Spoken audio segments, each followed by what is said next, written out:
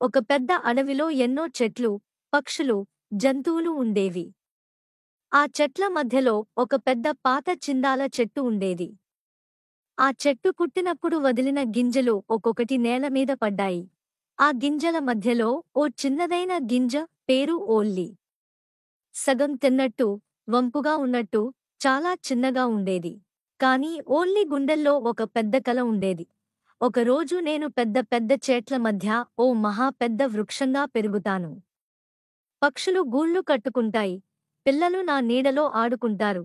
నేను ఈ అడవికి ఒరవేసిన గొప్ప చెట్టవుతాను అని అంటాడు.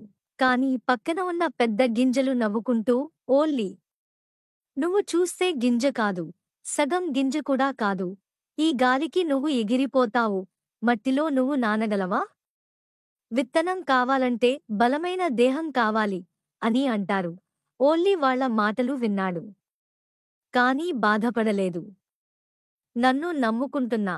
నా కల నన్ను నడిపిస్తుందని నాకు తెలుసు అని మనసులో మాట అనుకుని తన కలపై నమ్మకంతో ఉండిపోయాడు. ఒకరోజు గాలి ఊపిరిలా గట్టిగా వీచింది. చెట్టు కొమ్మలు ఊగిపోయాయి. ఓల్లి ఊగి ఊగి భూమిపైకి జారిపోయాడు. పచ్చని ఆకుల మధ్యలో తేమతో నిండిన మట్టిలోకి నెమ్మదిగా దిగిపోయాడు. కొన్ని రోజులకు వర్షం కారణంగా తడిచాడు. గాలి వీస్తుండడంలో ఒడిదుడుకులు ఎదుర్కొన్నాడు. అలాగే తేనెటీగలు వచ్చి నోటితో మట్టిని తొలిచాయి. స్క్విరల్స్ వచ్చి చీల్చేయాలనే ప్రయత్నించాయి. అయినా ఓల్లి ఓసారి కూడా ఆశ విడవలేదు. మట్టి లోపల తన మూలాల్ని నెమ్మదిగా పెంచుకున్నాడు. రోజులు గడిచాయి. వారం, నెలలు, సంవత్సరాలు.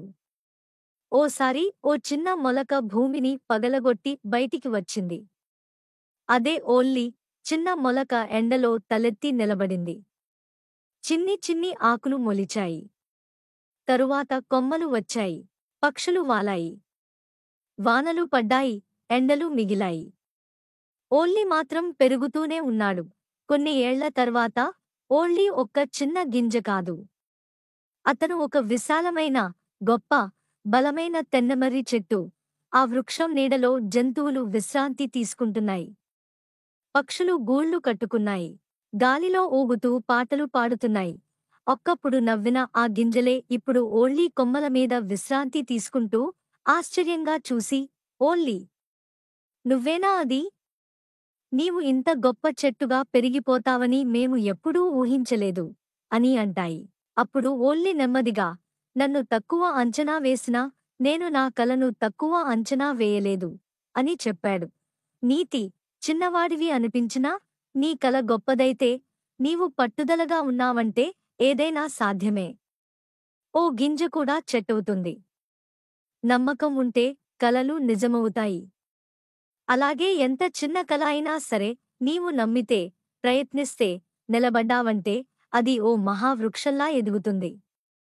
ఇదేనండి ఈరోజు షార్ట్ స్టోరీ. నచ్చితే లైక్ చేయండి, షేర్ చేయండి. ఇంకా మన ఛానల్ని ఎవరైనా సబ్స్క్రైబ్ చేసుకోకపోతే సబ్స్క్రైబ్ చేసుకోండి. Thank you all.